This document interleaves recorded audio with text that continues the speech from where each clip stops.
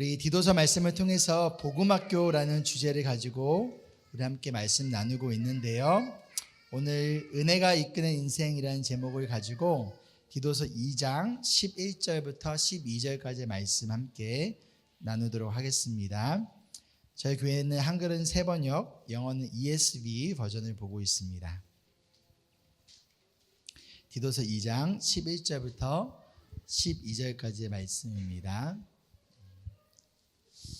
다 찾으셨으면 우리 시간 다 같이 일어나셔서 우리 짧은 두 구절이니까요, 우리 한 목소리로 읽겠습니다. 먼저 11절입니다. 모든 사람에게 하나님의 구원의 은혜가 나타났습니다. 그 은혜는 우리를 교육하여 경건하지 않음과 속된 정욕을 버리고 지금 이 세상에서 신중하고 의롭고 경건하게 살게 합니다. 아멘. 이 시간 가슴에 손을 얹고 고백하겠습니다. 이 시간 하나님의 말씀을 받습니다. 이 말씀이 나를 변화시킵니다. 이 말씀이 우리 가정을 변화시킵니다. 내 멋대로의 신앙에서 벗어날 것입니다. 아멘. 자리에 앉아주시기 바랍니다. 우리는 무엇인가에 영향을 받아요. 그리고 우리가 영향을 받는 그 무엇인가에 이끌려 살아갑니다. 누군가에게서는요, 그게 돈일 수 있고요. 누군가에게는 그게 세상에서 말하는 성공, 어떤 커리어, 명예, 또는 누군가에게는 그것이 두려움이기도 하고, 혹은 과거의 상처가 지금 현재도 그 사람의 인생을 이끌어 가기도 합니다. 그렇게 우리는 무엇인가에 끊임없이 이끌려 살아가고 있어요. 이것이 일반적인 세상에서의 사람들의 모습이라면 우리의 모습은 분명히 달라야 합니다. 우리의 인생을 이끌어가는 것은요, 다른 것이 아니라 하나님의 은혜여야 합니다. 이 은혜가 우리의 인생을 이끌어가야 합니다.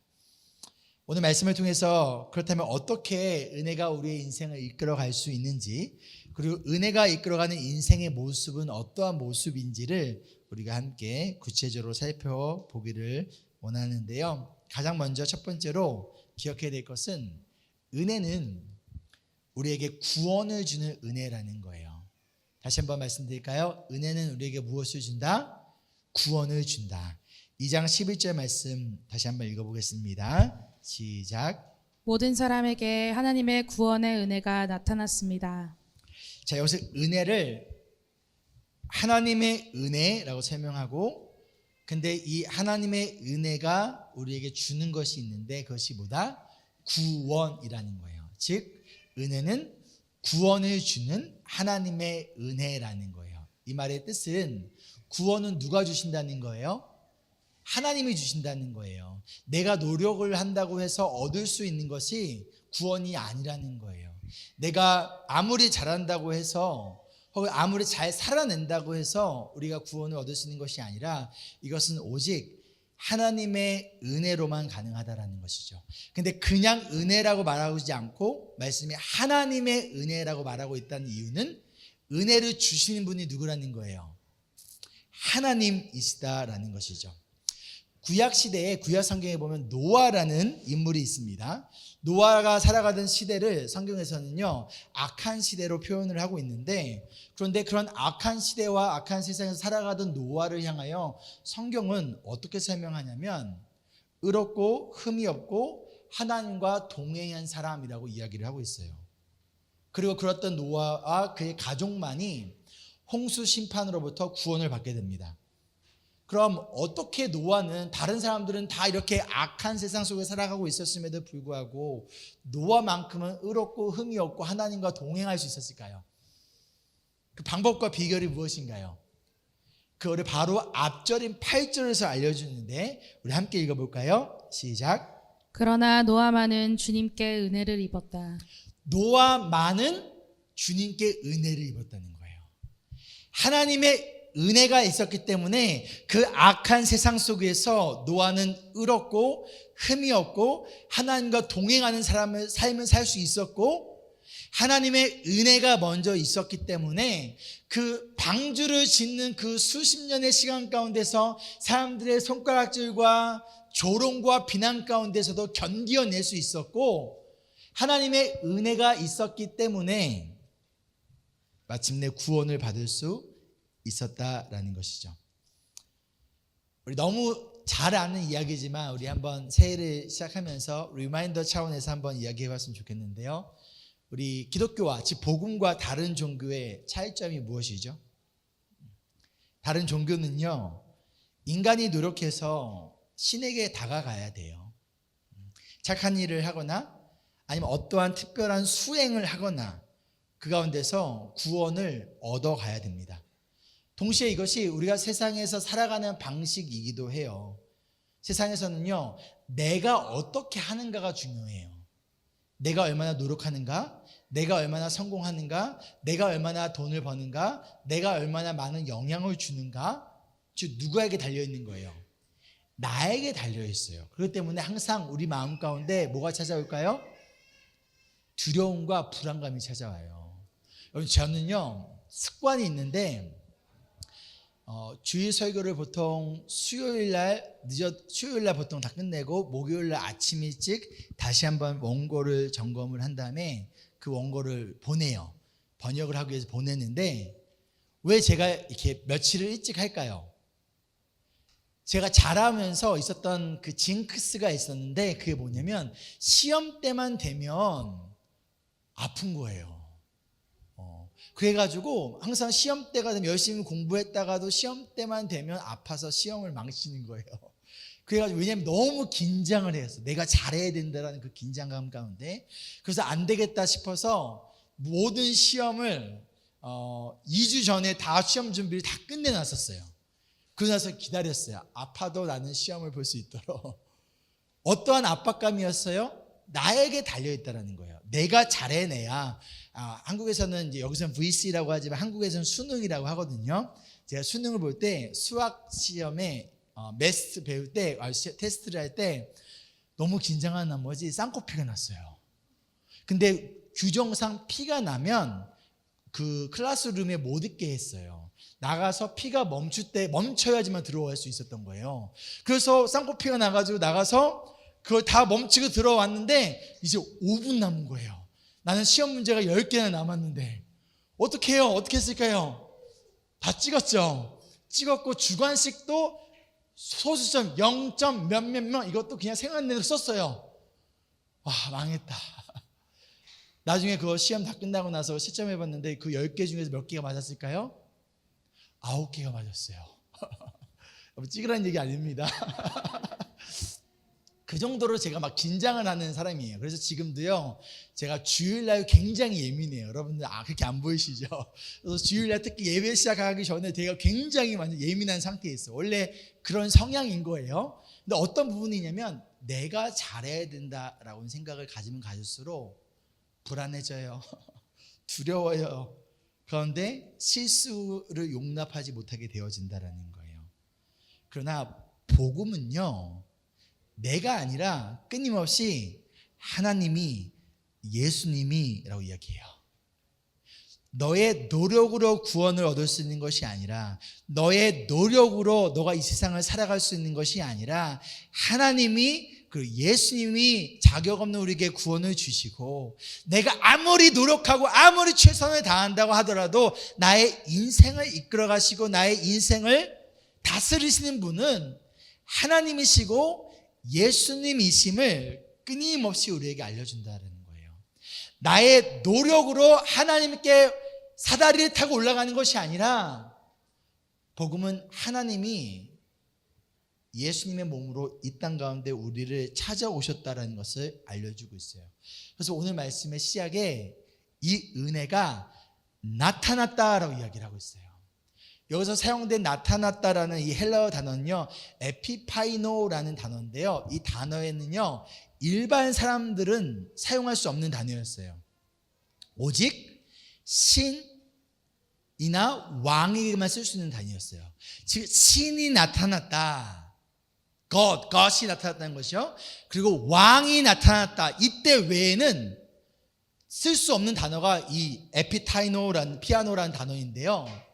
지금 은혜가 나타났다라는 것은 지금 하나님의 구원의 은혜 대신 누가? 예수 그리스도가 우리 가운데 나타났다라는 거예요. 그런데 구약의 시대, 노아의 시대에게는 그 은혜가 누구에게만 나타났었죠? 노아에게만 나타났었어요. 근데 노아에게만 나타났던 그 은혜가 지금 예수 그리스도를 통하여 모든 사람에게 나타났다는 거예요. 근데 이 말이 모든 사람이 다 구원을 얻는다라는 보편 구원론을 이야기하는 것이 아니라 유대인이나 이방인이나 남자나 여자나 주인이나 종이나 부자나 가난한 자나 상관없이 이 예수 그리스도의 복음은 모든 사람들에게 나타났다라는 거예요. 그리고 그 복음을 믿는 자들에게 하나님께서 구원의 은혜를 주신다라는 것이죠. 여기서 우리가 잠시 율법과 복음의 차이를 다시 한번 좀 설명해 볼게요. 율법은요, 우리가 스스로 해야 되는 일이에요. 근데 복음은요, 하나님이 예수 그리스도를 통해서 행하신 일이에요. 율법은요, 우리가 스스로 노력해서 얻어야 되는 거지만, achieve 해야 되는 거지만, 복음은 자격 없는 우리에게 은혜로 주어진 거예요. 은혜라는 단어가 카리스라는 단어인데요, 이 단어는 선물이라는 뜻이에요. 그냥 자격 없는 저에게, 우리에게 하나님이 선물로 주신 것이라는 거예요. 율법은요, 내가 완벽하게 율법을 지켜야지만 구원을 얻을 수 있어요. 그래서 로마서에 바울이 뭐라고 했냐면, 너희가 율법을 통하여 구원을 얻을 수 있다고 해요, 없다고 얘기해요? 있다고 얘기해요. 조건이 있어요. 너희가 모든 율법을 완벽하게 지키면 이런 조건을 달아요. 그 말인지 우리는 율법을 통하여 구원을 얻을 수 있다는 거예요, 없다는 거예요? 없다라는 거예요. 그렇기 때문에 우리에게 필요한 것은 대신 완벽하게 이 땅에서 율법을 지키셨고 완벽하게 선을 이루신 완벽하신 예수님을 바라보고 완벽하신 예수님을 믿음으로 인하여 구원을 얻는다. 이것이 바로 복음이라는 것이죠. 끊임없이 율법은 우리에게 완벽함을 요구하지만 복음은 우리는 불완전하고 우리는 imperfect하기 때문에 완벽하신 예수님을 바라봐라. 그것이 우리에게 주는 복음의 메시지라는 것이죠.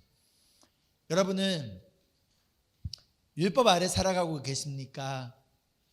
아니면 복음 아래 살아가고 있습니까? 오늘 이선희가 유아 세례를 받았는데요, 율법적인 양육은요, 끊임없이 이선희에게, 자녀에게 완벽함을 요구하는 거예요.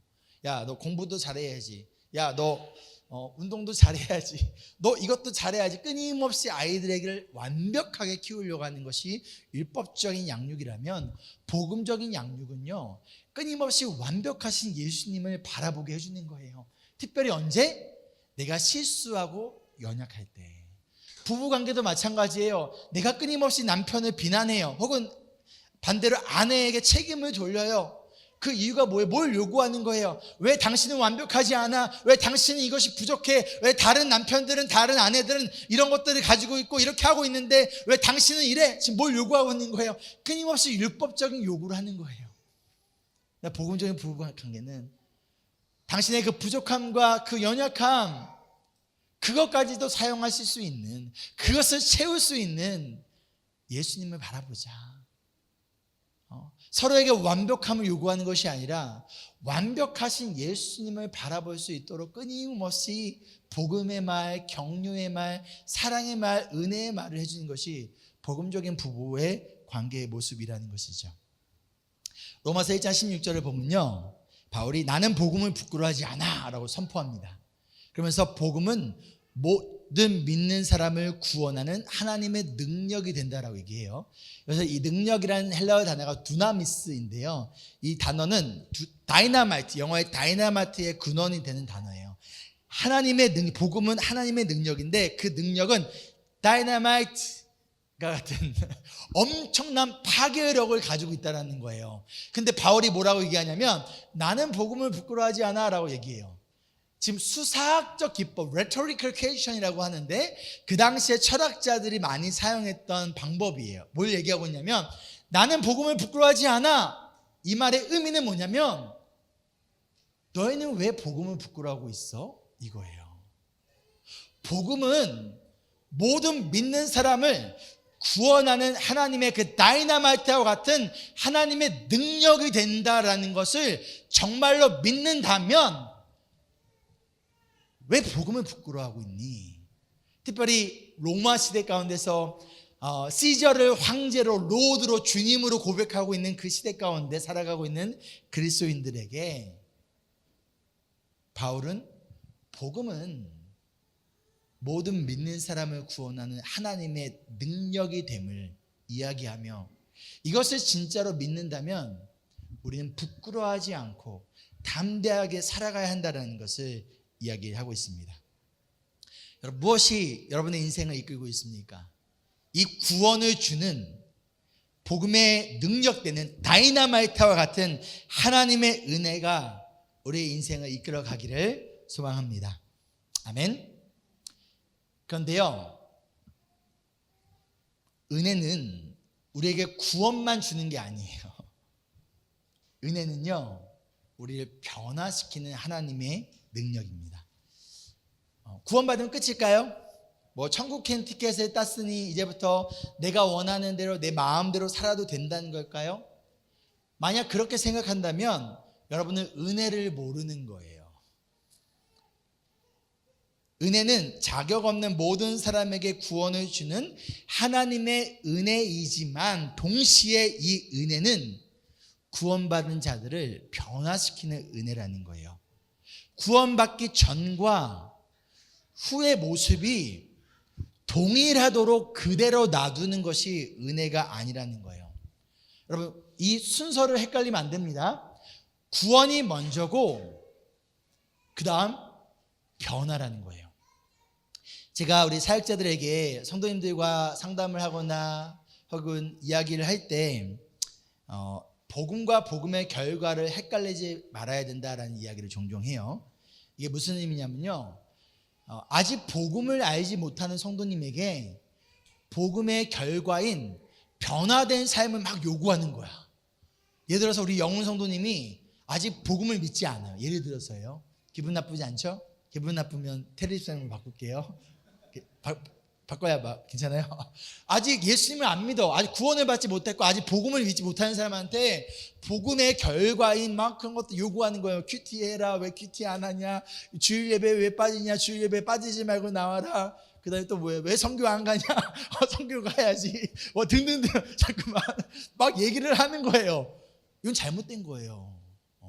먼저 복음을 깨닫고 은혜를 깨닫고 내가 하나님의 자녀이구나, 그 정체성을 깨닫는 사람에게 그 정체성이 맞는 삶을 요구해야 되는 거예요. 동시에 분명히 우리 영훈 성도님이 복음을 믿는 사람인데 복음의 결과인 말씀에 따라 살아가는 하나님의 자녀라는 예수의 제자라는 정체성을 따라 살아가는 삶의 모습을 보이지 않고 있어. 그럼 어떻게 돼요? 이야기해야 되는 거예요. 가르쳐야 되는 거예요. 기도해줘야 되는 거예요. 그리고 격려해줘야 되는 거예요. 그리고 뭐 해야 돼? 또 기다려줘야 되는 거예요. 즉 은혜는요, 우리에게 구원을 주는 것을 끝나는 것이 아니라 우리의 삶을 변화시켜주는 데까지 이어진다는 거예요.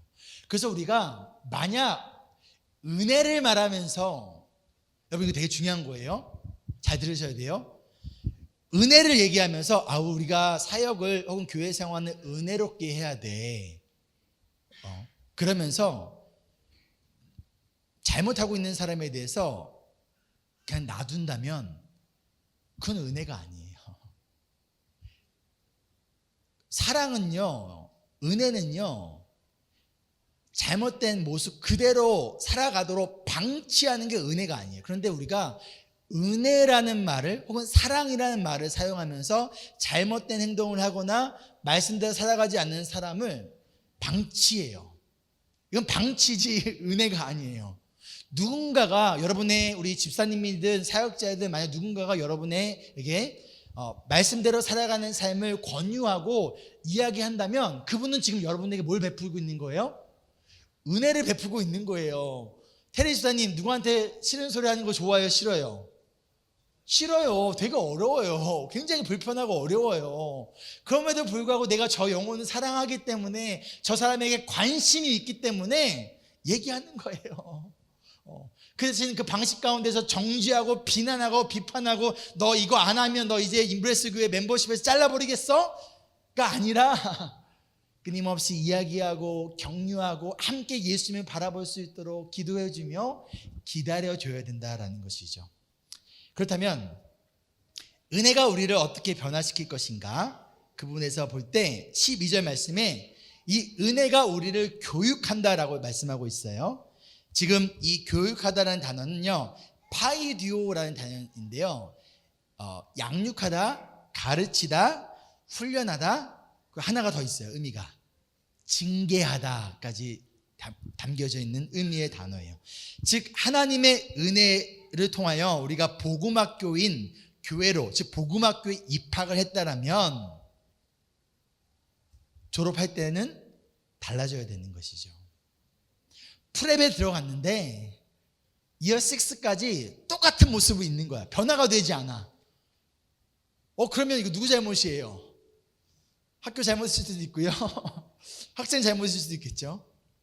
즉 하나님의 은혜는 우리를 복음학교에 입학시키는, 즉 구원을 시키는 것만이 아니라 입학시킨 우리를 끊임없이 양육하고 가르치고 훈련하고 때로는 필요하다면 징계까지 하면서까지 어떻게든 복음학교의 학생답게 또 이 학교를 졸업할 수 있도록 교육하는 것이 바로 은혜라는 것이죠. 그렇다면 우리가 이 은혜로 통하여 교육을 받을 때 나타나는 모습이 있습니다. 자, 첫 번째 모습이 무엇이냐면요, 바로 버리는 거예요. 여러분 신앙생활은요 계속해서 버리는 거예요. 그 대신 뭘 버릴까요? 이전의 나의 모습들, 이전에 내가 붙들고 있었던 것들. 예수님이 베드로를 찾아가셨을 때 베드로 손에는 그물이 움켜쥐고 있었죠. 그러나 예수님께서 베드로에게 나를 따르라 라고 말씀해 베드로가 하는 첫 번째 행동은 뭐였어요? 버리는 거였어요. 베드로에게서 그물은요 자신의 모든 것이었을 거예요. 나의 가족을 먹여 살리는 일이었고 자신의 어부라는 정체성을 증명하는 것이 이 그물이었고, 그리고 그동안 나의 노력과 나의 힘으로 살아냈던 그 증거가 바로 그물이었어요. 근데 예수님을 만나고 은혜를 경험하자 베드로는 그 그물을 스스로 버립니다. 바울도 마찬가지였어요. 예수님을 만나고 나자 그동안 자기가 쌓았던 모든 커리어와 모든 그 명예와 그 모든 것들을 배설물로 똥과 오줌처럼 여기며 그것을 버리고 예수님을 따라갔다라는 거예요. 근데 무엇이 그것을 가능하게 하였는가? 바로 하나님의 은혜라는 거예요. 은혜를 깨달을 때 여러분 은혜가 얼마나 큰지를 깨달으면 깨달았어 우리가 버리는 게 쉬워져요. 이만큼의 은혜를 알면요 이만큼 버릴 수 있는 거고요, 이만큼의 은혜를 경험하잖아요, 이만큼을 버릴 수가 있는 거예요. 누가 시켜서가 아니에요. 강요해서가 아니에요. 내가 스스로 그 은혜를 알기 때문에 그 은혜에 대한 반응 가운데서 하나님을 기쁘게 하기 위하여서 나의 것을 버리기 시작한다는 거예요. 신약의 대표적인 또 다른 인물 중에 하나가 바로 삭개오였죠. 삭개오는 세리장이었어요. Chief Tax Collector였어요. 같은 유대인들로부터 많은 돈을 받아서 자신이 부자가 되고 자신의 배를 채웠던 사람이 삭개오였는데 그 삭개오가 은혜를 만났어요. 은혜 대신 예수님을 만났어요. 삭개오의 인생에 오늘 말씀처럼 은혜가 나타난 거예요. 예수 그리스도가 나타났다는 거예요. 그 나타난 예수 그리스도의 은혜를 경험하니 삭개오의 반응이 뭐였어요? 버리는 거였어요. 뭘 버립니까? 나의 재산을. 주님, 내가 잘못해서 남의 돈을 더 많이 받았으면 내가 이걸 몇 배로 내가 갚겠습니다. 내가 가난한 자들을 돕겠습니다. 예수님은 그것을 요구조차 하지 않으셨어요. 그러나 은혜를 만나고 나니, 그 은혜가 나를 채우고 나니, 내가 가지고 있었던 것들, 내가 붙들고 있었던 것들, 이것이 더 이상 나의 정체성을 정의하는 게 아니구나, 이것이 나에게 가장 소중한 것이 아니구나, 그것을 깨달으니 스스로 버리기 시작했다라는 것이죠. 그럼 구체적으로 무엇을 버릴까요? 오늘 말씀에서 경건하지 않음과 속된 정욕이라고 얘기합니다. 자, 먼저 경건하지 않다라는 의미는 무엇일까를 자세히 설명하기 위해서는 우리 시간이 많이 걸리죠. 날씨도 더운 관계로 간단하게 거룩과 경건의 차이를 설명드릴게요. 우리 제자 훈련하신 분들 아시죠? 거룩은 뭐예요? 그렇죠. 구별됨이에요. Set apart from the world. 세상으로부터 구별되는 거예요. 근데 이 구별됨을 누가 할 수 있는 거예요? 하나님이 하시는 거예요. 애굽에 살던 이스라엘 백성들을 하나님께서는요, set apart from Egypt, 그 애굽으로부터 구원하셔서 광야로 불러내셨어요. 하나님이 거룩하게 만드신 거예요. 그렇죠?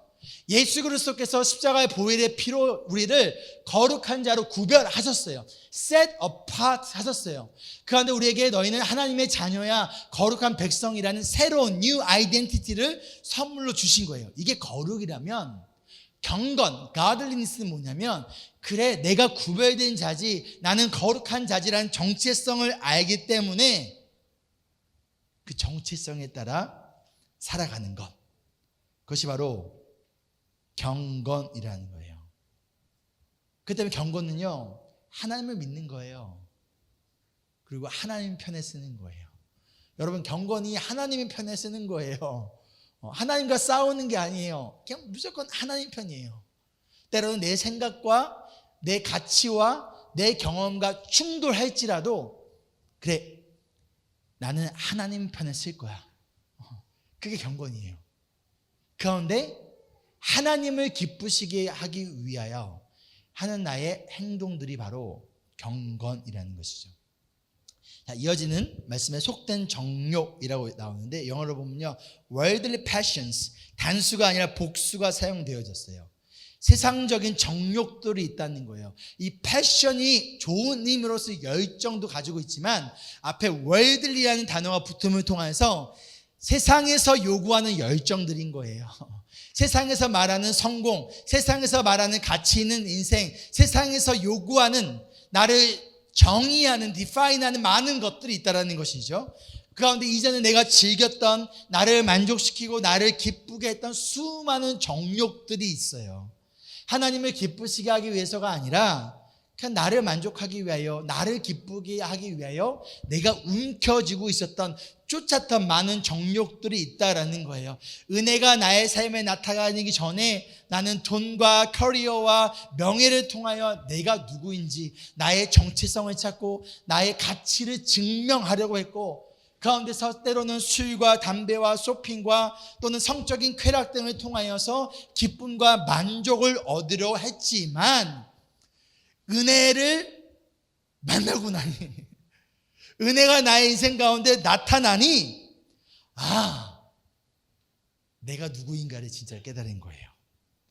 그 결과 진짜를 만나니 가짜가 더 이상 나에게 아무런 의미가 없는 거예요. 예를 들어서 여러분들이 짝퉁 시계, 명품 짝퉁 시계든 가방이든 지갑이든 그걸 가지고 있었어요. 와, 이거 진짜 좋은 거라 생각했는데 오늘날 누군가가 여러분의 진짜 명품 시계, 명품 가방, 명품 신발을 선물해 줬어요. 그러면 여러분 그 짝퉁 가방, 짝퉁 시계 여전히 가지고 다니세요? 아니요. 그건 버리게 되어져 있어요. 진짜를 만나면 자동으로 시키지 않아도 가짜를 버리게 되어 있는 거예요. 은혜를 만나면 스스로 버리게 되어져 있는 거예요. 근데 만약 누군가가 여전히 붙들고 있다면 그 사람한테, 와, 너 그거 붙들고 있니? 그거 버려.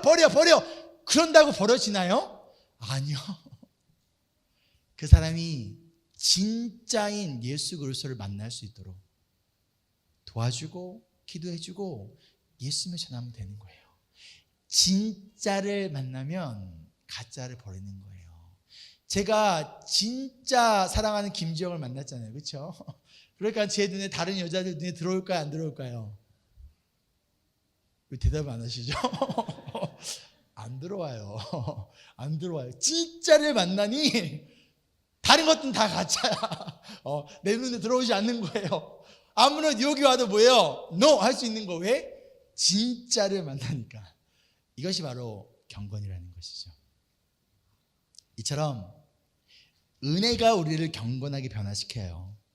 그리고 은혜는 우리를 세상적인 정욕과 욕심으로부터 자유하게 합니다. 여러분 자유하십니까? 아니면 여전히 묶여 있습니까?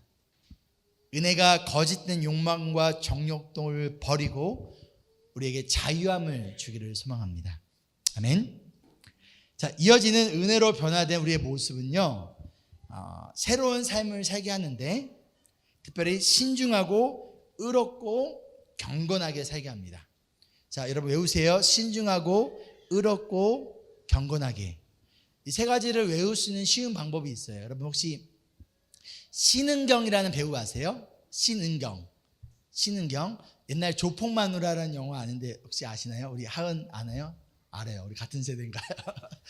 신은경이라는 한국의 영화 배우가 있는데 신의경이라는 신은경의 동생이 신의경이에요. 진짜인지 모르겠어요. 이렇게 신의경. 내가 은혜를 만나고 나니 내가 신의경이 된 거예요. 나의 삶이 신중하고 의롭고 경건하게 됐다는 거예요. 그런데 여기서 중요한 게 뭐냐면요. 볼까요? 언제라고 얘기해요? 지금이에요. In the present age. 지금 이 순간이라는 거예요. 아, 그래. 내가 어떻게 신중하고 의롭고 경건하게 살아. 나중에 예수님이 오시면 천국 가면 나는 이렇게 살 수 있어. 아니요. 성경은요, 우리에게 너희가 나중에 미래에 천국 가면 혹은 20대들아 젊은 청년들아 지금은 어쩔 수 없어. 하지만 60이 되고 70이 되고 80이 되면 그때는 신중하고 경건하고 의롭게 살 수 있어 라고 성경은 그렇게 얘기하지 않아요. 지금 이 순간 우리는 신중하고 의롭고 경건하게 살 수 있다라고 얘기해요. 무엇이 가능하게 한다? 은혜가 가능하게 한다는 거예요. 여러분 사탄이 우리에게 속이는 방법이 뭐냐면요, 아우 안 돼, 노력해봐도 안 돼, 너는 변하지 않아, 너의 남편은 아내는 변하지 않을 거야 라면서 끊임없이 안 돼, 불가능해 라고 얘기를 해요. 제가 이제 내일부터 2주간 휴가잖아요. 그래서 우리 전도사님들한테 그랬어요. 제가 2주 뒤에 10kg를 빼고 오겠다. 10kg를 빼고 오겠다라고 얘기를 했어요. 그러니까 바로 우리 재흥 전사님이 뭐라고 했냐면, 목사님 불가능합니다. 10kg를 빼려면 팔 한 짝을 자르고 오셔야 됩니다. 그러면 10kg가 빠져 있을 겁니다 라고 얘기를 했어요. 사탄아 물러가라. 그거를 제가 믿으면 뭐예요? 안 되는구나. 그러면 그냥 다이어트 하지 말아야지, 운동하지 말아야지가 되는 거예요. 그렇죠? 그런데 성경은 뭐라고 얘기하냐? 아니 가능해 라고 얘기하는 거예요. 너희가 얼마든지 신의경이 될 수 있어. 너희가 얼마든지 신중하고 의롭고 경건한 삶을 지금 이 순간 살아낼 수 있어. 그런데 그것을 가능하게 하는 게 너 자신이 아니라는 거예요. 무엇이? 누가? 은혜가. 예수님이. 하나님의 은혜가 우리를 신중하고 의롭고 경건하게 지금 이 세상 속에서 살아갈 수 있게 만든다는 거예요. 노아가 살아가던 그 시대가 악하고 너무나 악해서 하나님 보시기에 그것을 다 물로 쓸어버릴 정도로 악한 시대 속에 살아갔지만, 그럼에도 불구하고 노아가 신중하고 의롭고 경건하게 살 수 있었던 이유가 뭐였어요? 그러나 노아만은 은혜를 입었더라. 근데 그 은혜가 예수 그리스도를 통하여 우리 모두에게 나타났다는 거예요. 그 은혜가 우리를 구원하는 것으로 끝나는 것이 아니라 우리의 이 땅 가운데서 구원받은 자답게 신중하고 의롭고 경건한 자로 살아갈 수 있도록 그 은혜가 우리를 변화시킨다라는 거예요. 로마서 12장 2절에서 말씀하듯이 이 세상을 이 세대의 풍조를 본받지 말고 우리가 마음을 새롭게 함으로 변화를 받아야 됩니다. 그런데 이 말씀하기 전에 바로 1절 말씀에 뭐라고 얘기하냐면요, 내가 하나님의 자비하심을 힘입어 너에게 말하느니라고 얘기해요. 그리고 그 다음 구절인 3절을 보잖아요. 뭐라고 하냐면 내가 은혜를 힘입어 너에게 말하느니. 즉 무엇이 우리가 이 시대 가운데서 하나님의 선하시고 기뻐하시고 거룩하시고 완전하신 뜻이 무엇인지를 분별하며 그 뜻대로 살아갈 수 있게 하느냐? 하나님의 은혜라는 것이죠. 그냥 우리가 세상에서 만나는 사람들과 똑같이 살아가게 하려고 하나님 우리에게 은혜를 주시고 우리를 구원하신 것이 아니라 우리가 보내신 받은 그곳을 지키며 그것이 변화되어질 수 있도록 살아가게 하기 위하여 하나님 우리에게 지금도 무엇을 주신다? 은혜를 주신다라는 거예요. 다니엘 얘기 한번 해볼까요? 학자들은 다니엘이 포로로 끌려갔던 나이가 13살 또는 14살 정도의 티네이저 때의 나이라고 얘기를 합니다. 이 포로로 끌려갔던 다니엘은요, 바벨론이라는 세상 속에서 살아갔지만 바벨론 왕을 기쁘게 하기 위해 살아가지 않았고 하나님을 기쁘게 하기 위해 살아갔어요. 끊임없이 무엇이 하나님을 기쁘게 할 것인가를 분별하며 살아갔어요. 기도서 말씀에 신중하다라는 게 영어로 보면 self-control 나옵니다. 그렇죠? 절제한다라는 거예요. 왕의 음식 앞에서 이것이 우상하게 전하는 음식이기 때문에 그는 절제하며 왕의 음식을 거부했다라는 거예요. 우리가 알고 있던 요셉, 보디발의 집에서 열심히 최선을 다하여 성실하게 맡겨진 역할을 감당했지만 보디발의 아내가 유혹을 합니다. 그 유혹할 때 이 젊은 청년의 요셉이 뭐라고 말하면서 도망쳤죠? 내가 하나님을 거역하셨다는 거예요. 하나님은 아신다는 거예요. 이게 바로 의로운 삶이에요. 의로운 삶이란 하나님 코람데오, 하나님 앞에서 하나님이 지켜보시고 하나님을 기쁘시게 하기 위해 살아간다라는 거예요. 이렇게 다니엘도 요셉도 그리고 수많은 믿음의 사람들이 경건하게 살아갔다라는 거예요. 하나님을 기쁘게 하기 위해 살아갔다라는 거예요. 그런데 무엇이 그들이 그러한 삶을 살아갈 수 있게 도와주었나요? 하나님의 은혜가 있었다는 거예요. 요셉의 인생 가운데 끊임없이 반복되어 나오는 표현이 무엇이죠? 주님의 손이 요셉과 함께 하심에, 주님의 손이 요셉과 함께 하심에, 주님의 손이 요셉과 함께 하심에. 하나님의 은혜가 있고 그 은혜의 손이 우리를 붙들기 때문에 그 은혜가 우리를 신중하고 의롭고 경건하게 살아갈 수 있도록 저와 여러분을 가르치고 훈련시킬 수 있다는 것이죠. 은혜는 단순히 우리의 죄를 용서하는 것이 아닙니다. 진짜 은혜는 우리를 변화시키는 은혜예요. 어떠한 모습까지 변화시켜요? 에베소서 말씀에 따르면 그리스도의 장성한 분량에 이르기까지 예수님처럼 becoming more like Jesus, 점점 예수님을 닮아가게 하는 것이 바로 하나님의 은혜라는 거예요. 그 은혜가 저와 여러분을 구원하며 그 은혜가 우리를 변화시켜 가실 것이라는 것을 여러분 믿으십니까? 아멘. 내가 아니라 은혜가 변화시킵니다. 내가 아니라 은혜가 여러분의 남편을, 여러분의 아내를 변화시켜요.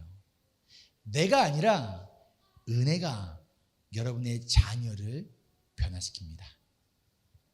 말씀을 마치면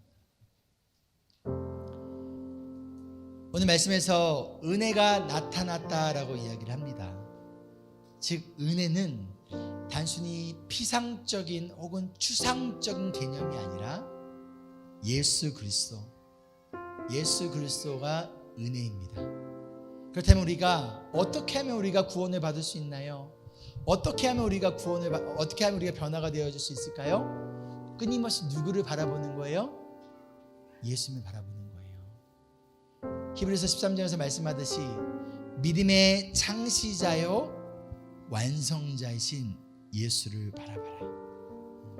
우리 스스로 구원을 얻을 수 없고 우리 스스로 변화될 수 없지만 그 예수님을 바라보며 예수님을 믿고 신뢰하며 나아갈 때 그 예수님이 우리를 변화시킨다는 거예요. 그 예수님이 장청렴을 변화시켰고요. 그 예수님이 한병을 변화시켰고요. 그 예수님이 지금도 조선인을 변화시켰고 이예은을 변화시키고 있으며 여기는 우리 한 명 한 명 모두를 변화시키고 있다라는 거예요. 그 예수님을 바라볼 때 우리는 세상의 정욕들을 버리며 살아갈 수 있는 거예요. 그리스도인의 삶은요, 아까 계속 버린다는 거잖아요. 근데 뭘 버리는 거냐면요, 가짜를 버리는 거예요. 진짜를 찾고 가짜를 버리는 거예요. 여러분 왜 자꾸 짝퉁을 붙들고 우와 이거 좋아 이러고 있습니까? 그게 여러분에게 진정한 만족과 진정한 기쁨과 진정한 소망을 주었나요? 잠깐이잖아요. 또 다른 거, 더 좋은 거, 더 큰 거. 여러분 가짜를 붙들고 짝퉁에 집착하는 인생이 아니라 진짜를 만나세요. 진짜를 붙드세요. 그리고 가짜를 버리며 나아가는 우리가 되기를 소망합니다. 내가 아니라 예수님이 변합니다. 옆 사람 뒷사람에게 이렇게 인사할까요? 내가 아니라 예수님이 당신을 변화시킵니다.